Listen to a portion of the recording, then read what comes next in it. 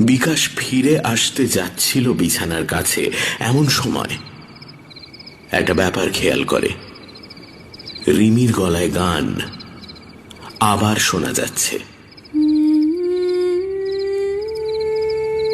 কিন্তু এবার আর স্পিকার থেকে নয়। গানটা ভেসে আসছে ফ্ল্যাটের জানলার বাইরে থেকে। রিকের হাসির শব্দ বেড়ে ওঠে সেই সঙ্গে।